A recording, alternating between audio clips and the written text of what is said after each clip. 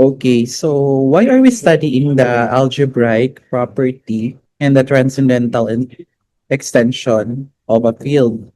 So basically, we're actually taking the notion of our field. So may dalawang types ng extension niya. It's either the algebraic or the transcendental. Yan.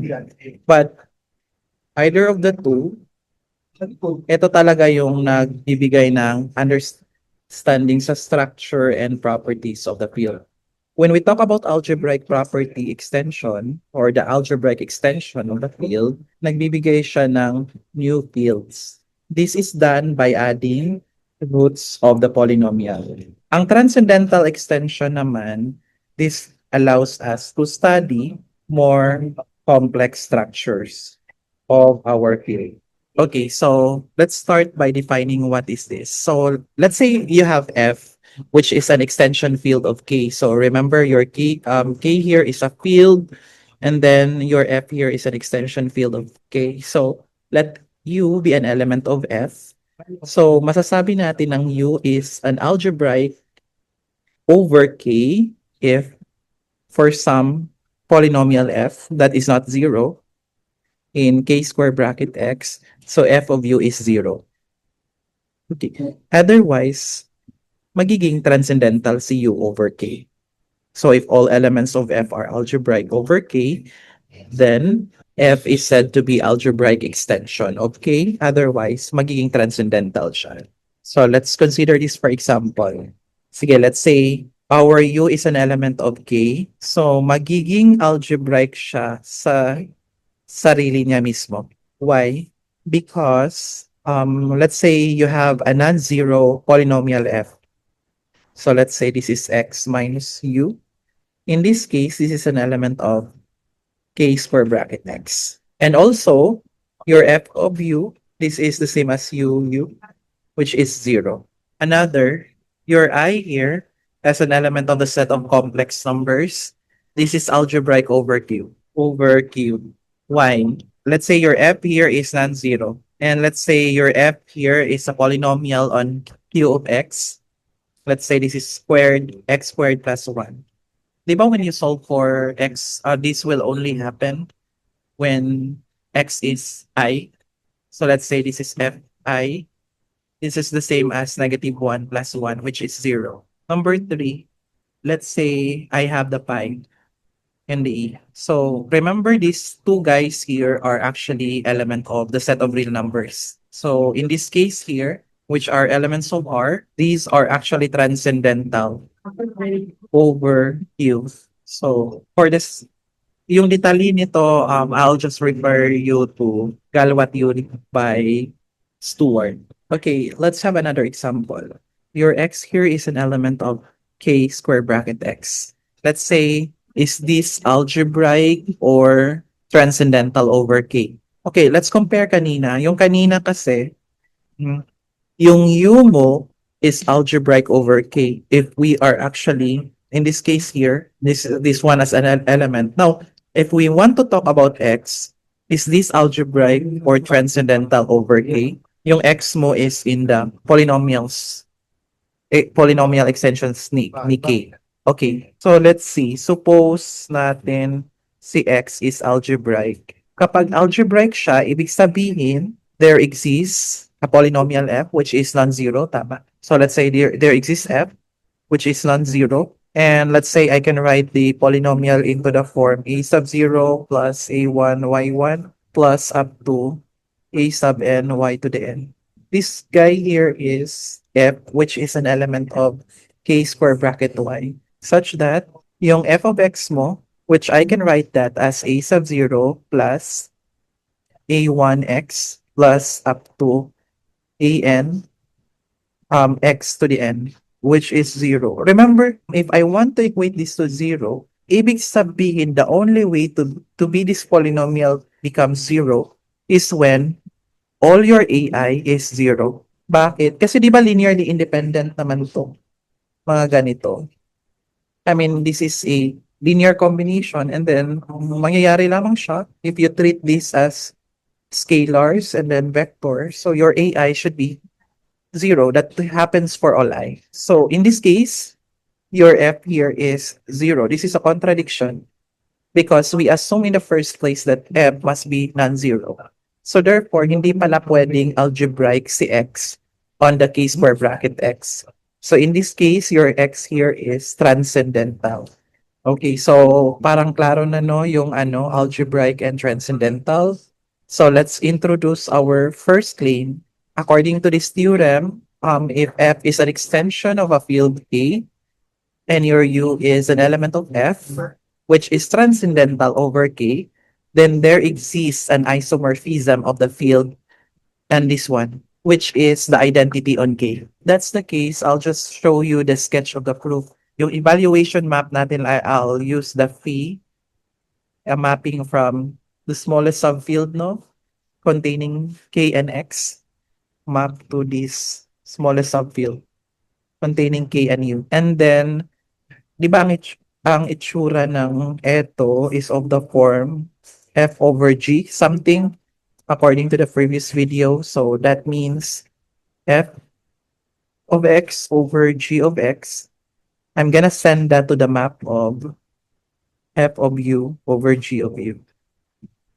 Of course, in this case, non-zero yan since we assume in the first place that your U is transcendental.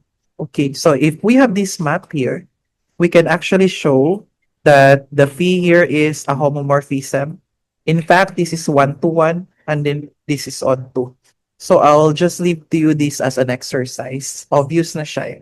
So this isomorphism, this one, is actually the identity on K. Okay, let's have another theorem. It says here that if you have F as an extension field of K, so again, this is F greater than or equal to K dito, and U is algebraic over K, then this smallest subfield of that contains K and U is equal to the smallest subfield that contains, I'm sorry, subring that contains K and U.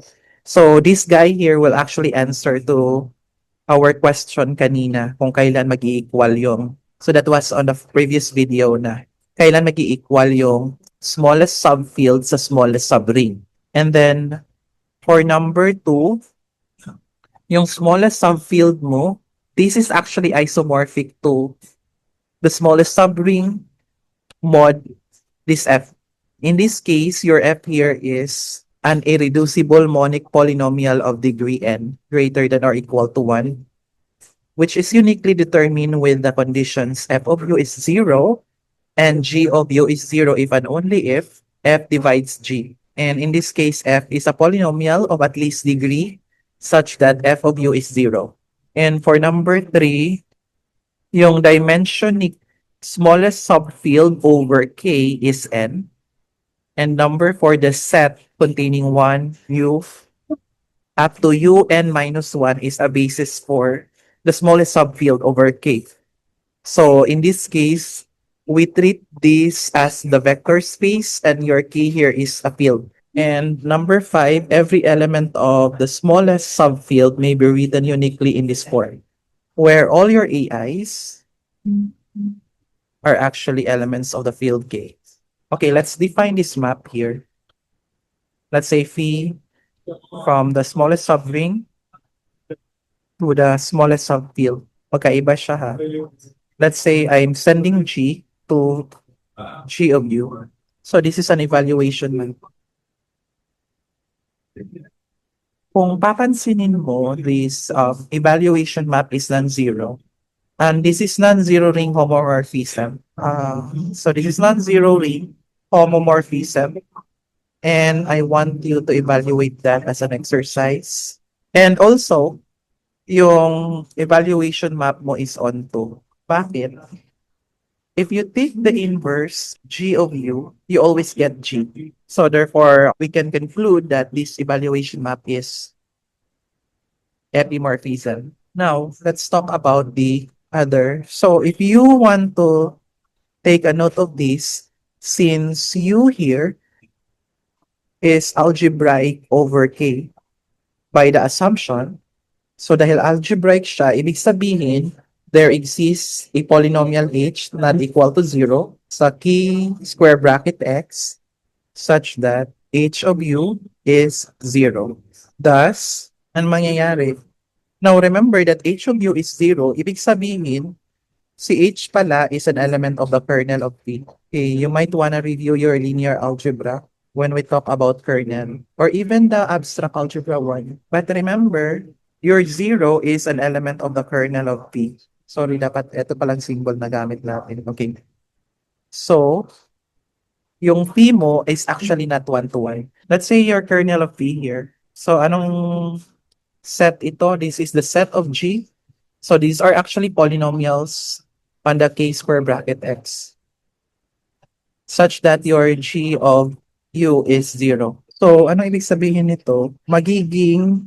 This implies that your kernel of P is an ideal. And in this case, K is field. Now, your K of P is an ideal. Ideal siya doon sa ring na yon. And your K here is a field. So, ibig sabihin, yung kernel of P and being K as a field, this implies that K square bracket X is principal ideal domain. This is in fact because of division algorithm. I want you to check on that on the previous video. So hence, the kernel of P is principal ideal domain of K square bracket X. Thus, the kernel of P equals this generated by F. This is for some F in K square bracket X with F of U is 0. Now note that since K is a field, we can assume F is monic. So because being F is monic, in this case, we can now use the first isomorphism theorem of rings that K square bracket X mod this ideal generated by F. This is isomorphic to P of K square bracket X. And remember, this is the same as the smallest subring containing U. So in this case, we have the degree of F equals N, which is greater than or equal to 1. Otherwise, F is a unit, which is a non-zero constant polynomial. And in this case here, your F is K square bracket of X. Okay, and remember ito mangyayari. The smallest subring mod the ideal generated by F will only have one element. But according to yung kanina nating pinagkita, alam natin that this is already isomorphic to the smallest subring. And so this must have at least two elements, tama? This must have at least two elements, the 0 and 1. So this is a contradiction. Now, let's suppose that G of U is 0. So if G of U is 0, ibig sabihin, your kernel of P is this one. This implies that your G is equal to F times H for some H na element sa polynomial na ito. I mean, subring na ito. So that your F divides G. Now, let's say F here divides G. Ibig sabihin, G here is equal to FR. So, this is for some polynomial R na galing kay K square bracket X. And so, yung G of U mo is FU RU. This is 0. Mainly because your F here is 0. Okay, now, since yung subring mo na ito is a subset of F, ibig sabihin, okay, wait, bakit pala? Bakit subset ni F? Remember, your K here is a subfield of F. Your U here is an element of F. So this extension is a subset of F. So in this case here, your K U, which is a subring, is an integral domain.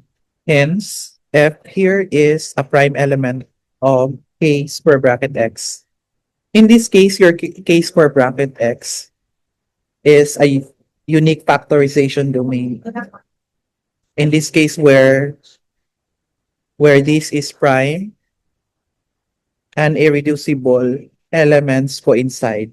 Hence, yung F mo is a maximal ideal. And so, your K square bracket X mod F is a field. This implies this subring is a field. In this case, equal sila. Yan. So, in this case here, napakita natin in the middle of this discussion ang 1 and 2. Yung kanina naging isomorphic. In fact, parang na-part na nga ito eh. Parang ine-emphasize lang kasi natin dito kaya nagkagaganito. Pero technically, this guy here is really part of the proving sa number 1. Okay. Now, balik tayo sa claim. Yung 3 kasi, kung titingnan mo dimension, di ba, this is a extension of K. So therefore, this one is treated as a vector space. This one is vector space, and then this one is a field. So this is actually property of basis. Similarly, dahil property of basis siya, yung 5 mo will also be the property of basis. So I will have to leave you this as an exercise, yung 3 at 5. So I'll just prove to you the 4. Okay, balik tayo. Ano nga yung 4? 4 is the set here, 1, u squared up to un minus 1 is a basis of the smallest subfield over K. So, ibig sabihin, this one, 1 u squared up to un minus 1. Ito yung basis of K u, tama, K u over K. Yan. So, let's check that. Okay, i-drop na lang to ha. So, remember the set 1, un minus 1. This guy here will span Ku, which is equal to K, which is napakita natin kanina. Since if G of U is an element of this one, then G is equal to, I can write this as Q F plus R. In this case, your degree of R is less than degree of F. And your degree of F in this case is N. Okay, now, G of U, note mo, this is the same as Q of U, F of U, plus R of U. Remember, this F of U here is defined as 0, which implies this is just R of U, which I can write this as a polynomial of B sub 0, B1U, plus up until Bn minus 1, U to the N minus 1. This is for all Bi in the field K. So implication here is that any arbitrary element ni smallest subring is web identity. So this shows that any arbitrary element, di ko na isusulat ha, any arbitrary element of the smallest subring is a linear combination of this one, this guy here. Now, to show that this is linearly independent, let's say, let's assume that C01 plus C1U plus up until Cn minus 1 u to the n minus 1 is 0. Then, I can just equate this into H, which is equal to C0 plus C1x, Cn minus 1 x to the n minus 1. In this case here, this H here has a root U and is of degree n, less than n. So we have FH. This implies your H is 0. So, and the degree of F is n. Ibig sabihin yan, this implies that your C sub 0 is C1, which is equal to up to C sub n minus 1, which is 0. So, in this case, dahil 0 sila lahat as the coefficients, ibig sabihin, the set here is linearly independent, this one. Therefore, ang set pala na ito is a basis for K of U over K. So if you have question, please let me know. And that's all for this video. So thank you so much for watching. So if you have any questions or clarification, you can comment down there so we can discuss on these clarifications. And of course, I would love to encourage you to Subscribe so that you'll be updated on a lot of videos that I'll be uploading soon regarding on discussions of mathematics as well as the research journey. Thank you and have a great day.